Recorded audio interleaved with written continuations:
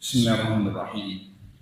Innal hamdalillah wassalatu wassalamu ala man la nabiyya ba'dah. Wa asyhadu an la ilaha illallah wahdahu la syarika lah wa asyhadu anna Muhammadan 'abduhu wa rasuluh. Sallallahu alaihi wa ala alihi wa sahbihi ajma'in. Qala ta'ala fi kitabihil karim, ya ayyuhalladzina amanu taqullaha haqqa tuqatih wa la tamutunna illa wa antum muslimun. Amma ba'd. Ma'asyiral muslimin rahimani rahimakumullah. Sudah menjadi kewajiban bagi setiap orang muslim untuk memperhatikan dan mempelajari ibadah-ibadah yang diwajibkan oleh Allah. Kapan kewajiban itu datang waktunya, maka harus dipelajari sebelum melaksanakannya. Ada ibadah yang diwajibkan oleh Allah Subhanahu wa taala dalam waktu harian, seperti sholat, berwudu. Maka ibadah-ibadah semacam ini seorang muslim yang hidup di sekeliling para ulama, para dai dan para pengajar tidak diberi udzur dengan mengatakan saya tidak tahu, saya belum belajar, karena majelis-majelis ilmu terbuka. Maka harus dia pelajari, dan itu adalah kewajiban terdepan, prioritas yang harus dia dahulukan dari mempelajari apapun. Kemudian ada kewajiban-kewajiban mingguan seperti sholat Jumat. Apa hukumnya juga harus dipelajari. Ada yang berkaitan dengan tahunan seperti sholat Id, ya, kemudian zakat, mungkin haji, dan mungkin puasa. Agar seseorang tidak termasuk yang dikatakan oleh Rasulullah SAW, man amila amalan laisa alaihi amruna fahuwa radd. Yang barang siapa mengamalkan suatu amalan tidak sesuai dengan perintah kami, maka amalan itu tertolak.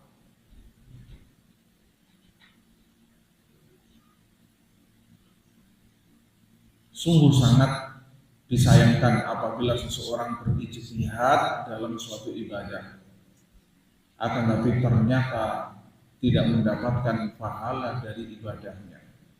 Semuanya tertolak. Maka kali ini, karena menjelang bulan Ramadan, kita akan mempelajari beberapa hukum seputar hukum puasa Ramadan. Kita ambilkan dari kitab Ahkam Syiyam yang ditulis oleh Syekh Abdul Karim Fudail, dan tidak akan kita baca semuanya karena kita khawatirkan tidak cukup waktunya. Mungkin sebagian besar akan langsung saya baca terjemahnya. Kaum muslimin rahimani rahimakumullah. As-siyam itu berasal dari masdar shoma yasumu shauman. Berasal dari kata shoma yasumu shauman. Dari segi bahasa, as-siyam itu artinya menahan diri. Allah berfirman dalam surat Maryam ayat 26 menceritakan tentang kisah Maryam ketika melahirkan anaknya dan kembali kepada kaumnya. Diperintahkan agar tidak berbicara dengan seorang pun, akan tetapi diungkapkan dengan kata puasa. Ya, puasa tidak akan berbicara dengan siapapun. Maka dia berkata, inni nadartu lirrahmani shauma falan ukallimal yauma insiya.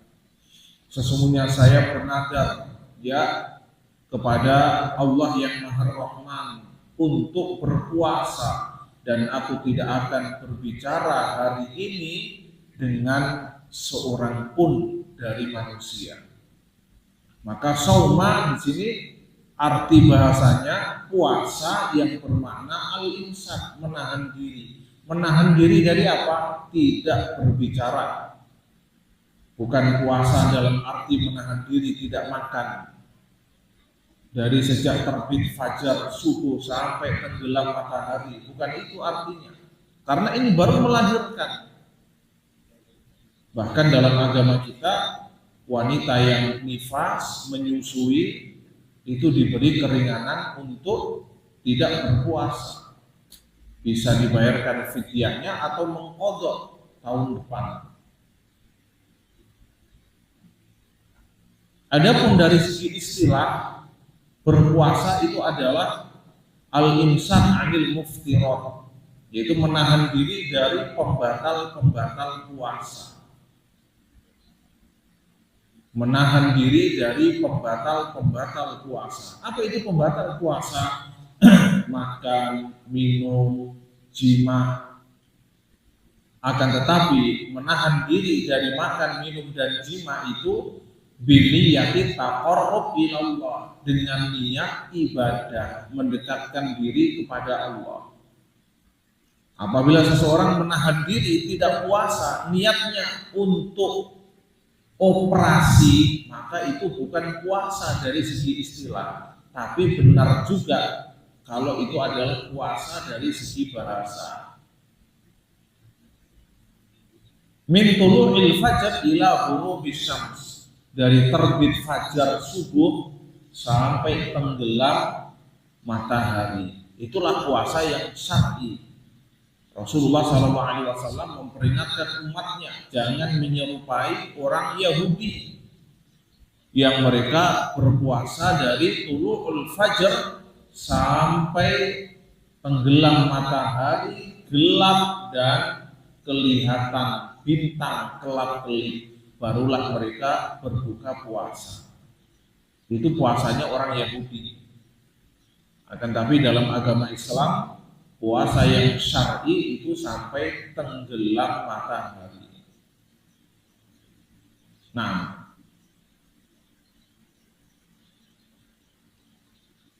apa keutamaan puasa? Ya, keutamaan puasa banyak sekali. Akan tetapi secara umum disebutkan dalam sebuah hadis. Diriwayatkan oleh Abu Hurairah radhiyallahu anhu. Dia berkata, aku mendengar Rasulullah sallallahu alaihi wasallam bersabda, kullu amali bani Adam yudha'af. Setiap amalan Bani Adam itu akan dilipat gandakan.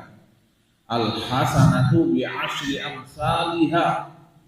Satu amal kebaikan dilipat gandakan 10 kali lipatnya. Ila sab'i mi'ah sampai 700 kali lipat. Allah berfirman dalam Al-Quran, man jaa bil hasanati falahu asyru amsalihah. Ya, barang siapa yang datang membawa amal kebaikan 1, maka akan dilipat gandakan 10 kali lipat.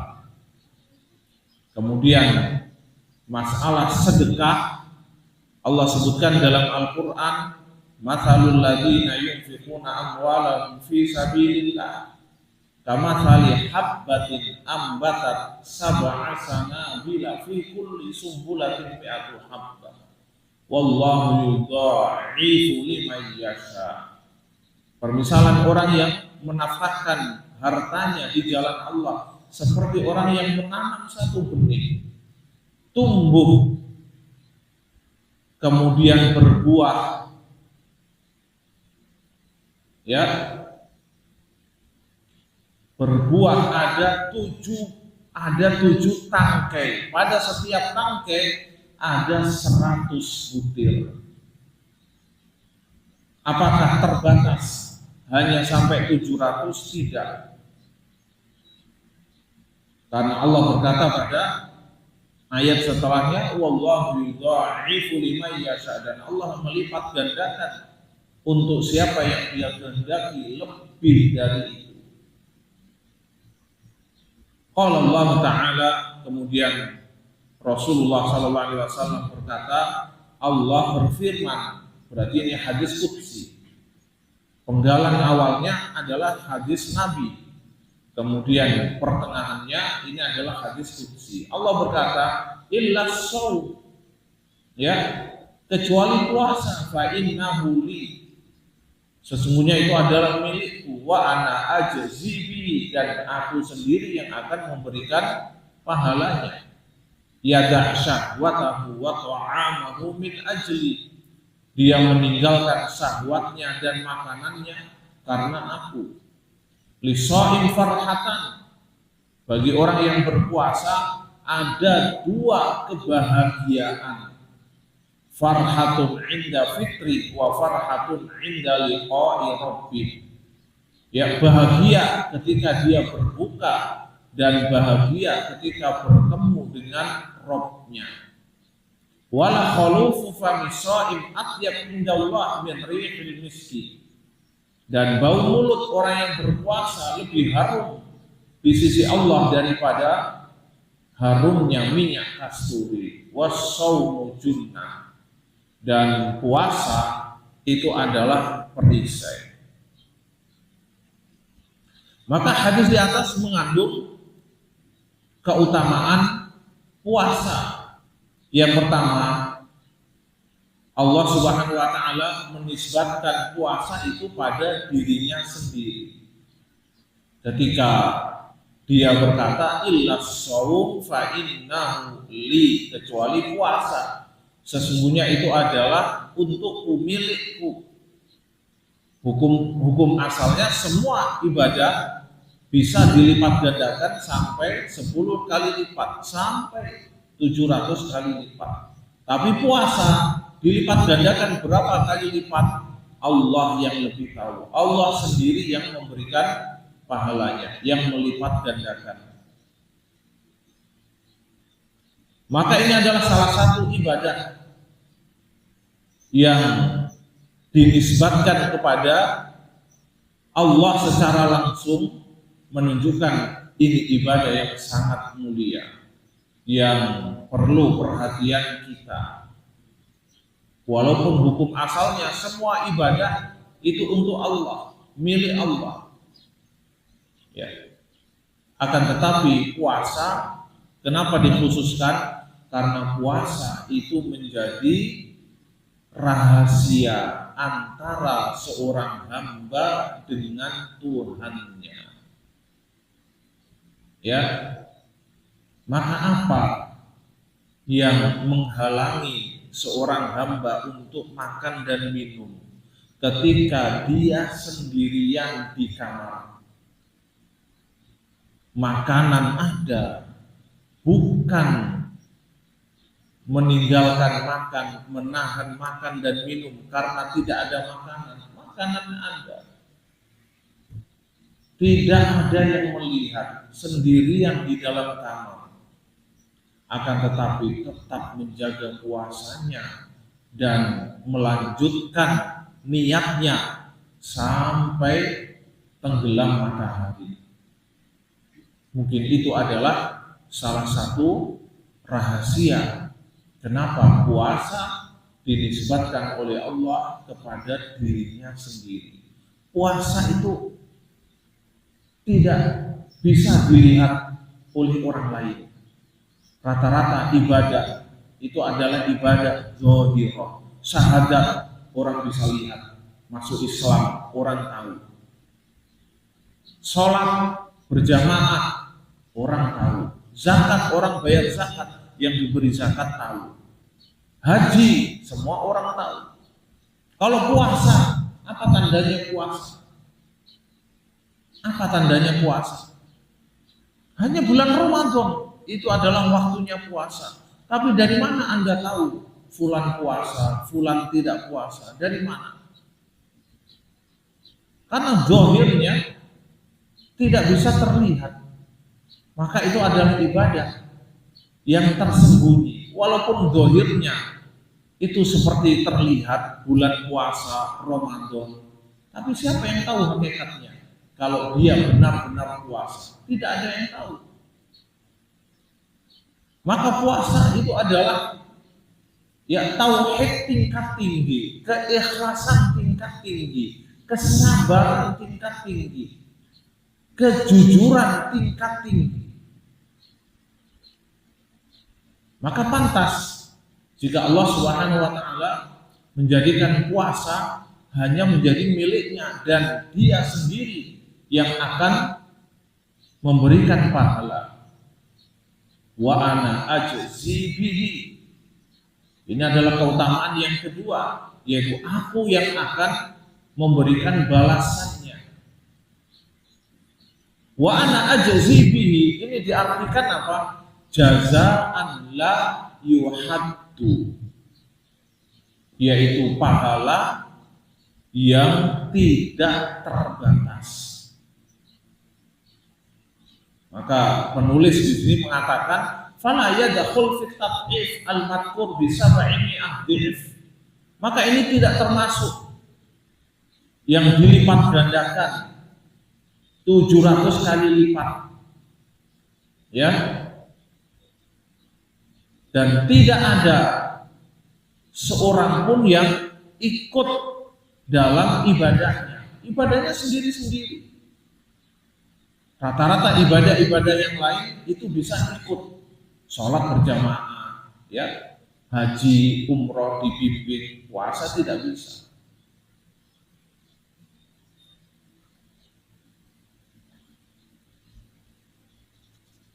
Kemudian yang ketiga, orang yang berpuasa memiliki dua kebahagiaan. Satu kebahagiaan dunia dan satu kebahagiaan akhirat.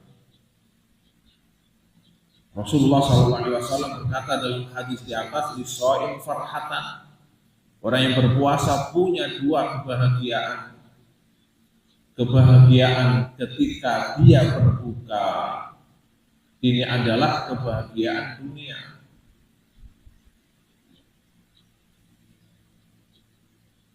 Kalaupun dilihat dari satu sisi, ini juga kebahagiaan akhirat. Karena dia baru selesai melaksanakan ibadah puasa hari itu. Ya. Nah, sekarang pertanyaannya, apakah pantas seseorang itu bahagia karena selesai dari suatu ibadah? Bukankah seharusnya seseorang itu bahagia ketika tetap dalam ibadah dan bersedih ketika selesai dari ibadah?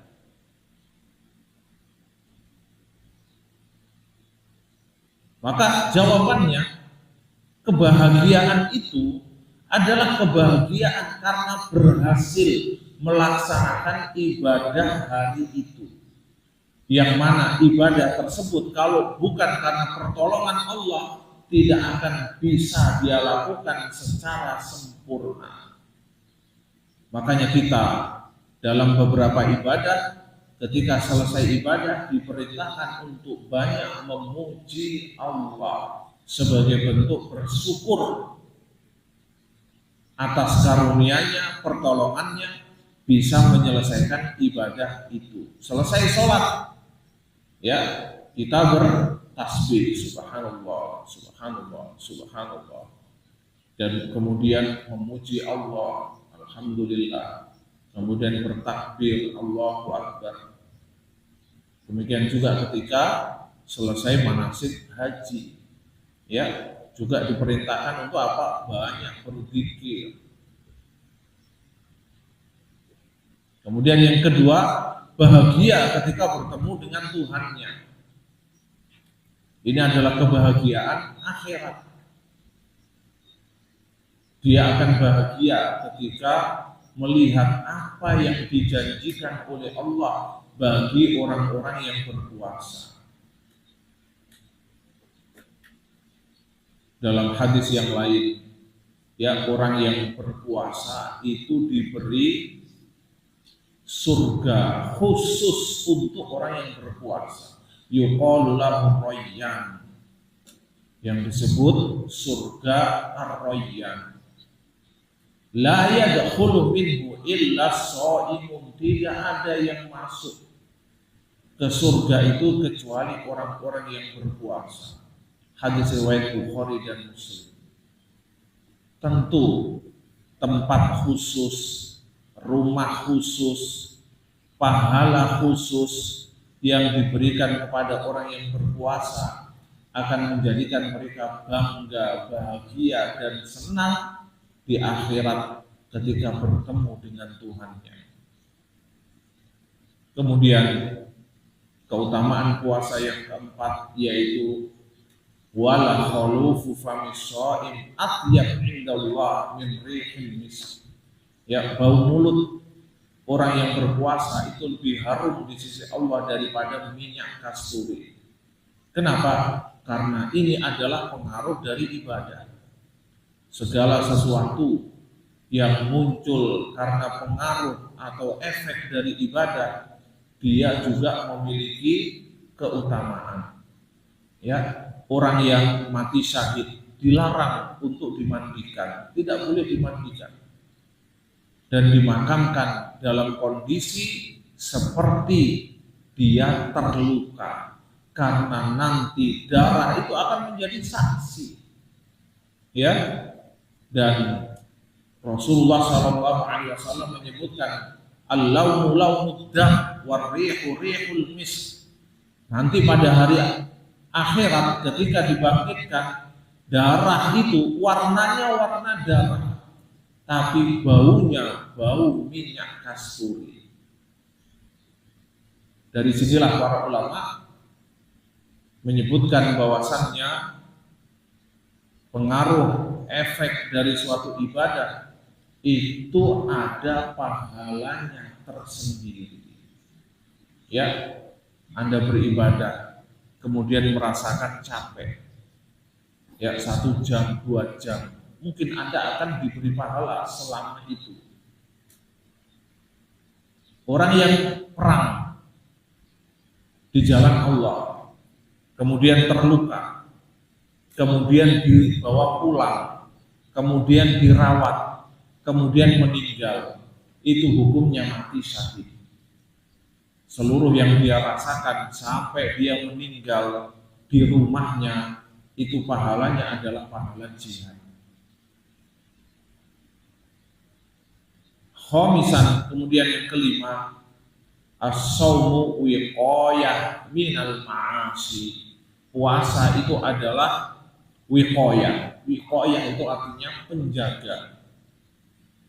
Ya, puasa itu bisa menjaga seseorang dari perbuatan maksiat. Rasulullah SAW berkata dalam hadis di atas, as-shaumu junnah. Ya, as-shaumu junnah. Puasa itu adalah perisai. Artinya apa? Perisai yang melindungi orang yang berpuasa. Dari apa? Dari seluruh mudarat. Kalau kita artikan itu umum, sejatinya tidak hanya melindungi dari perbuatan maksiat saja, bahkan melindungi dia dari seluruh mudarat dunia, termasuk melindungi dia dari berbagai macam jenis penyakit. Makanya tidak heran zaman sekarang ada penelitian penyakit-penyakit yang bisa disembuhkan dengan puasa. Ya, orang punya gangguan tensi, orang punya gangguan gula, orang punya gangguan mah. Ya, beberapa penyakit apabila seseorang rutin berpuasa, maka itu akan berkurang dan kembali normal. Karena beberapa penyakit itu mungkin disebabkan karena organnya yang capek bekerja. Maka dengan berpuasa, organ-organ itu mulai diistirahatkan agar dia bisa bekerja secara maksimal ketika waktu iftar.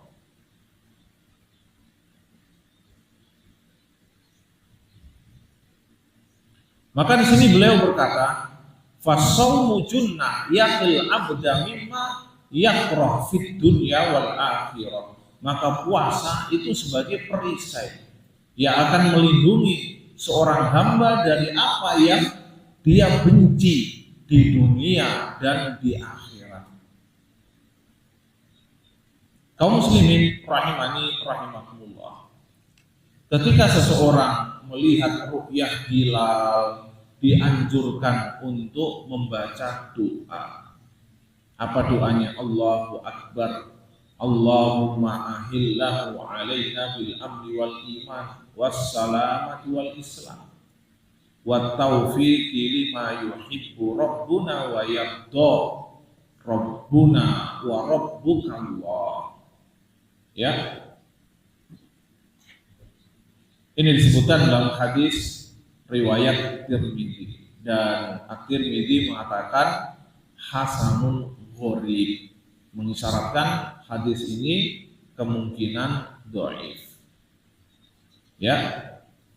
Jadi Allahu Akbar, Allahumma ahillana, Allahumma ahillahu alaina bil amni wal iman. Ya Allah, ya, perlihatkan hilal kepada kami dengan aman dan iman, dengan keselamatan dan Islam, dan taufik dengan apa yang dicintai dan diridhoi oleh Rabb kami. Maka Rabb kami dan Rabbmu adalah Allah. Para ulama berbeda pendapat dalam mensahihkan hadis ini. Hadis ini disahihkan oleh Ibnu Hibban, ya. Kemudian juga diriwayatkan oleh Al-Hakim dari hadis Thalhah. Ibnu Hibban meriwayatkan dari hadis Ibnu Umar dan tidak dikomentari oleh Az-Zahabi. Namun didhaifkan oleh Abu Dawud seperti dalam kitab Al-Mughni an Hamlil Asfar, dan juga oleh Al-Haythami dalam Majma', dan juga didhaifkan oleh Ibnu Qayyim dalam kitab Zadul Ma'ad. Ya.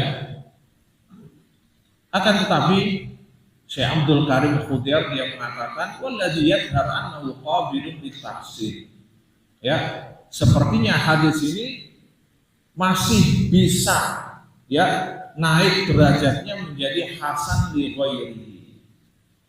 Maka barang siapa yang mensahihkan hadis ini menganjurkan agar membaca zikir tersebut ketika melihat hilal.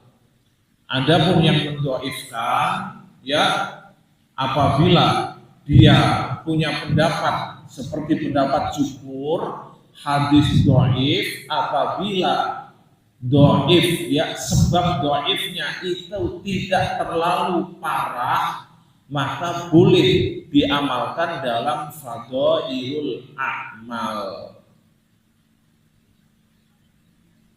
Hadisnya tidak terlalu parah, berarti hadis yang dhaifnya parah itu apa? Hadis yang dhaifnya parah itu ada rawi yang pendusta atau tertuduh berdusta. Itu adalah dhaifnya parah.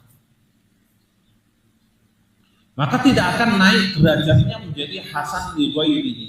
Ini hadis harus dibuang dan tidak akan diperkuat dengan hadis lain. Ya, hadis ini dibuang, tidak boleh diamalkan walaupun dalam fadhailul a'mal.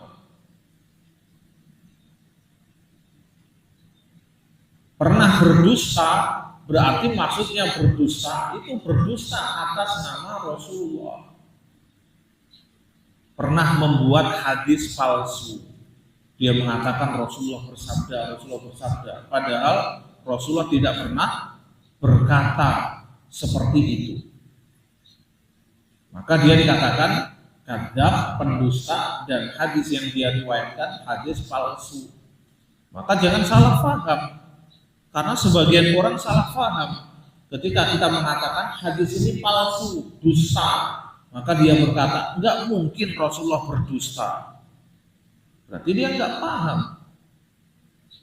Ya, yang berdusta bukan Rasulullah. Rasulullah tidak akan berdusta. Tapi yang berdusta adalah rawi yang membuat hadis palsu. Adapun muttaham bil kadzib, tertuduh berdusta, itu karena dia biasa berdusta kepada sesama manusia. Kalau sudah terbiasa berdusta kepada manusia, ada kemungkinan dia akan mudah berdusta untuk mencari keuntungan pribadi dengan membuat hadis-hadis palsu. Maka hati-hati ya, kapan Anda pernah berdusta walaupun dengan temannya, ya, dengan tetangganya, dengan ustadznya, hati-hati ya. Maka ilmu Anda itu enggak boleh diambil, riwayat Anda dibuang. Maka jujur itu menjadi syarat mutlak bagi seorang dai, bagi seorang pengajar. Adapun sebab lemahnya hadis, selain itu kemungkinan itu masih bisa naik derajatnya menjadi hasan li ghairihi apabila didapatkan hadis-hadis lain yang dhaif semisal itu. Misalnya hadis ini dhaif kenapa? Karena ada rawi yang hafalannya lemah. Kemudian ada rawi lain juga hafalannya lemah dengan sanad yang berbeda dari sahabat yang berbeda. Kemungkinan akan naik derajatnya menjadi hasan li ghairihi, yaitu derajat hadis sahih yang paling rendah. Sahih di sini saya maksud makbul, diterima. Maka dia diterima, tapi derajatnya itu adalah paling rendah. Apakah bisa dijadikan dalil? Iya, bisa dijadikan dalil. Apalagi hadis di atas itu diriwayatkan dari siapa? Diriwayatkan dari Ibnu Umar. Ya, Ibnu Hibban meriwayatkan dari Ibnu Umar. Al-Hakim meriwayatkan dari Tolhah radhiyallahu anhu, dari dua sahabat yang berbeda, Tolhah bin Ubaidillah. Kaum muslimin rahimani rahimakumullah. Kemudian yang kedua, fadailul a'mal yang berkaitan dengan doa. Hukum asalnya seseorang boleh berdoa dengan doa yang dia buat sendiri. Boleh apa tidak? Anda berdoa dengan merangkai sendiri. Boleh apa tidak? Boleh, terserah. Anda berdoa meminta apapun, terserah Anda.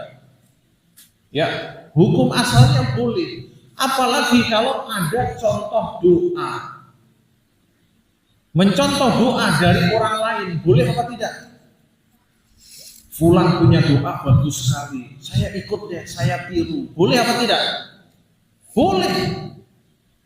Berdoa itu pembahasannya sangat luas. Selama tidak mengandung unsur perbuatan dosa, permintaan yang diharamkan, ya, maka hukum asalnya boleh. Rasulullah Shallallahu Alaihi Wasallam ditanya tentang ruqyah, bacaan-bacaan yang dibaca ketika meruqyah. Rasulullah mengatakan apa? La ba'sa birruqa malam takun syirkan. Ya, boleh saja meruqyah dengan apa yang kamu baca selama tidak mengandung syirik.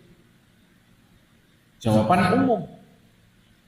Ya, demikian juga berdoa apa saja. Kalau seseorang boleh berdoa dengan doa yang dia buat sendiri, boleh meniru doa orang lain yang dianggap bagus. Karena ada seorang sahabat diminta oleh Rasulullah berdoalah. Ya, akan saya amini. Maka dia berdoa. Setelah itu Rasulullah berkata kepada temannya, ya, berdoalah. Maka dia berdoa.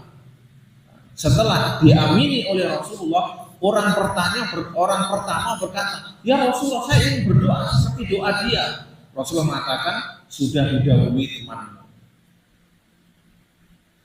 Karena makomnya di sini Rasulullah mengamini, ya, tapi Rasul tidak mengingkari kalau dia mau meniru doa temannya, boleh, nggak ada masalah. Nah, sekarang kita kembali ke poin yang kita bahas, yaitu apa? Mengambil doa dari hadis-hadis yang dhaif.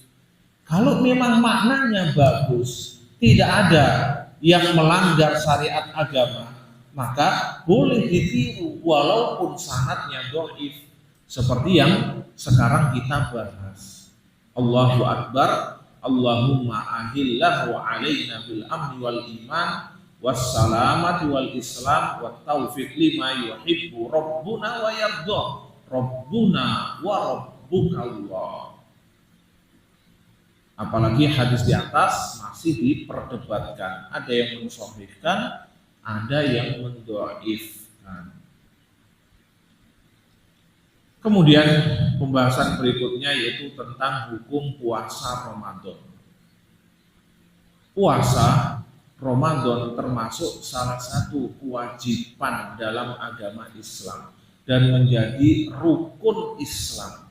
Barang siapa yang mengingkari kewajibannya, maka hukumnya kafir. Namun barang siapa yang mengakui puasa Ramadan itu wajib, namun malas untuk berpuasa, ya, maka sebagian ulama mengatakan kafir. Dan ini salah satu riwayat dalam mazhab Imam Ahmad. Dan ini adalah pendapat yang sangat ma'ruf pada sebagian ulama-ulama mazhab Maliki. Ya. Kemudian Syekhul Islam Ibnu Taimiyah menyebutkan riwayat yang lain dari Imam Ahmad tentang hukum kafirnya orang yang meninggalkan rukun-rukun Islam al-amaliyah.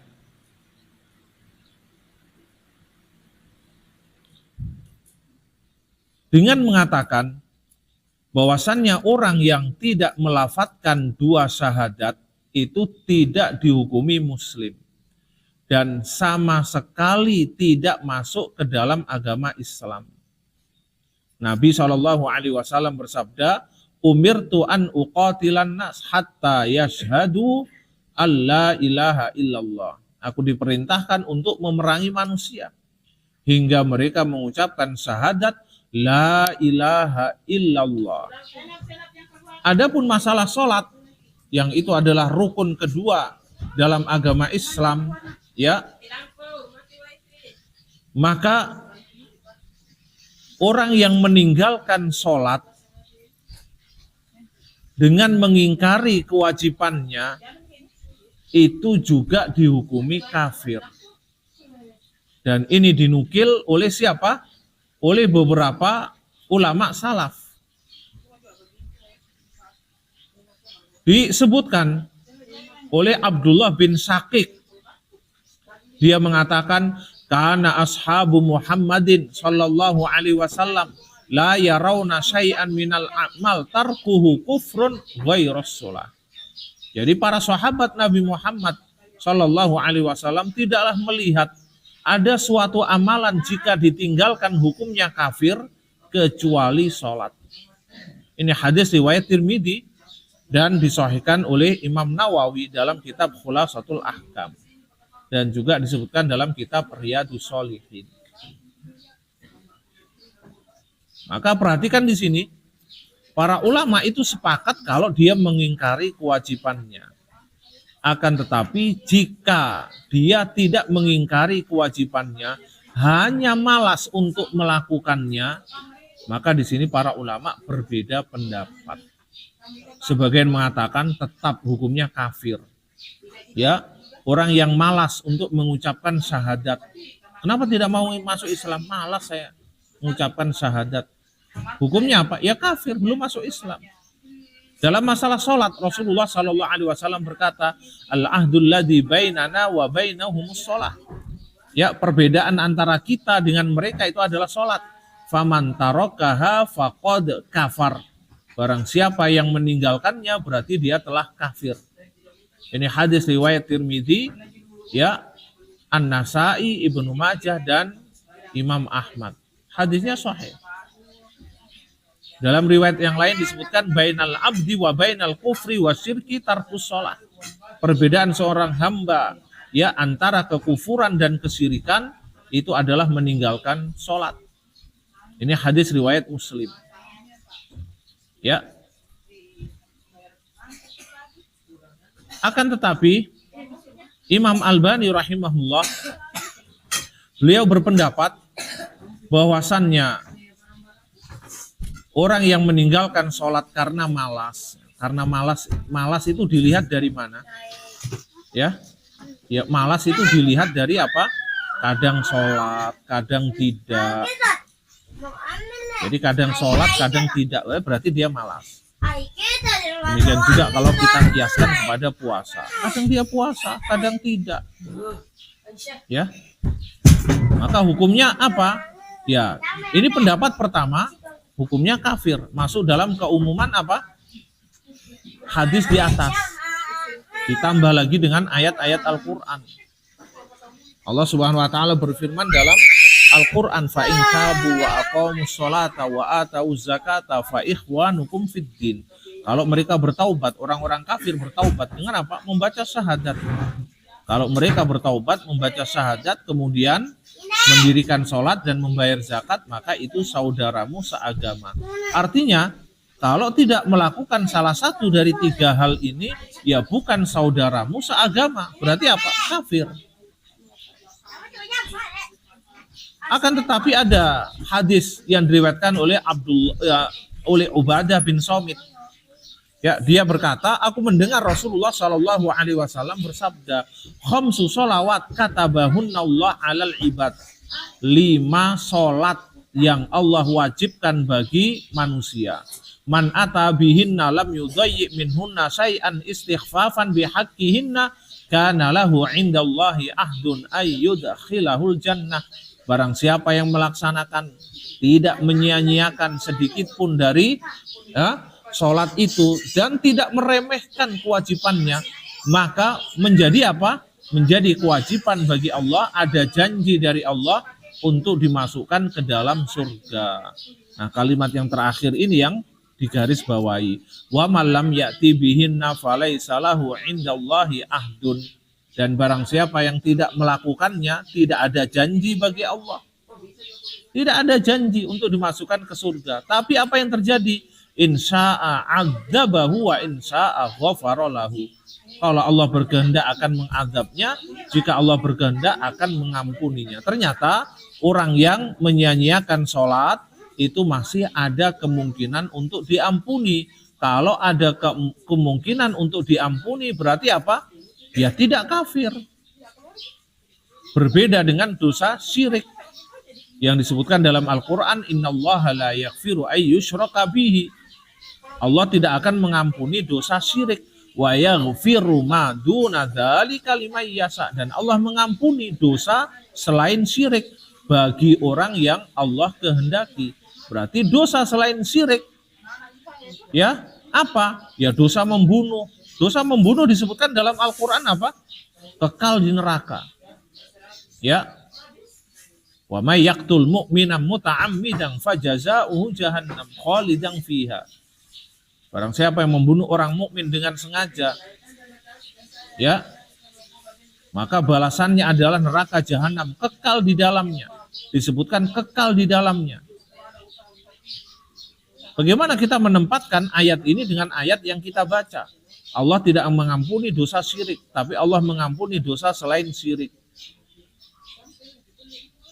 Maka kita katakan seperti yang disebutkan oleh Syekh Shalih Fauzan dan yang lainnya, maksudnya adalah apa? Dia mendapatkan azab yang pedih dan sangat lama di neraka. Diungkapkan dengan kholidan fiha. Tapi ada kemungkinan dia diampuni karena itu masih dosa selain syirik. Kemudian ditambah dengan hadis-hadis Rasulullah yang lain. Ya, seperti firman Allah, ditambah dengan hadis ya. Kalau dalam ayat yang lain disebutkan wa in ta'ifatani minal mu'minina qatatalu fa aslihu bainahuma. Apabila ada dua kelompok dari kaum muslimin yang berperang, namanya berperang ya saling membunuh, maka islahlah ya di antara mereka berdua. Masih disebut ta'ifah minal muslimin. Dalam hadis Rasulullah disebutkan idzal taqal muslimani bi sayfayhima fal qatil wal maqtul finnar. Apabila ada dua orang muslim yang beradu pedang ingin saling membunuh, maka yang membunuh dan yang dibunuh sama-sama di neraka. Masih disebut dengan kata muslim. Menunjukkan itu apa? Tidak kafir. Hadis di atas yang kita baca adalah hadis riwayat Ibnu Majah, ya, Abu Dawud dan An-Nasai. Disahihkan oleh Imam Albani rahimahullah. Bahwasannya orang yang meninggalkan sholat karena malas. Malas contohnya apa? Ya, kadang sholat, kadang tidak. Maka pendapat yang paling kuat dia tidak kafir. Akan tetapi mendapatkan apa? Ancaman yang sangat keras. Nah, maka kita kiaskan kepada pembahasan yang sekarang kita bahas, yaitu tentang orang yang tidak mau puasa Ramadan karena malas. Apa hukumnya? Karena puasa derajatnya masih di bawah sholat 5 waktu. Ya, masih di bawah sholat 5 waktu. Demikian juga zakat. Zakat juga masih di bawah sholat 5 waktu kewajibannya. Makanya zakat pernah terjadi di zaman Abu Bakar. Sebagian bangsa Arab tidak mau membayar zakat. Ya, maka para ulama menyebut dalam kitab-kitab fikih dan kitab-kitab sirah dengan 2 bab yang sejatinya itu merupakan hasil dari pemahaman mereka. Sebagian menyebut dengan kata qitalul murtaddin, yaitu memerangi orang-orang yang murtad. Jadi orang yang tidak mau membayar zakat, mengingkari kewajiban zakat, dihukumi murtad. Namun sebagian mengatakan dengan kalimat apa? Qital mani'iz zakat, yaitu memerangi orang yang tidak mau membayar zakat, yang kemungkinan tidak dihukumi kafir. Karena mereka tidak ditawan, tidak dijadikan budak, hanya disuruh kembali untuk membayar zakat atau dipaksa zakat itu diambil atau diambil secara paksa. Seperti dalam hadis Rasulullah Shallallahu Alaihi Wasallam, barang siapa yang tidak mau membayar zakat, fa inna akhidhuha wa syatromali. Kami akan mengambil paksa zakatnya ditambah dengan setengah dari hartanya. Sebagai apa? Hukuman.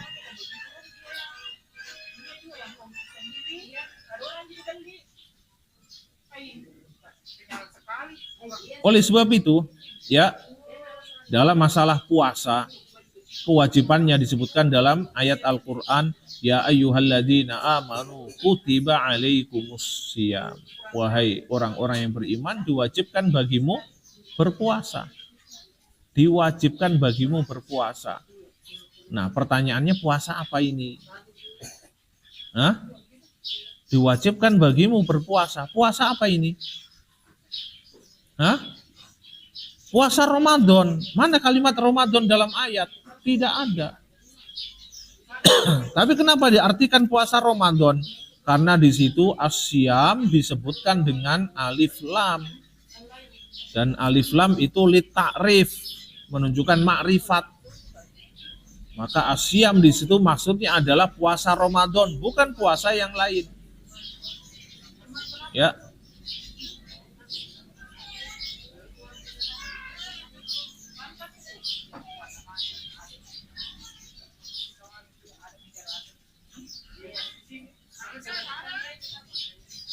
Kemudian, apakah ada puasa yang diwajibkan sebelum Ramadan?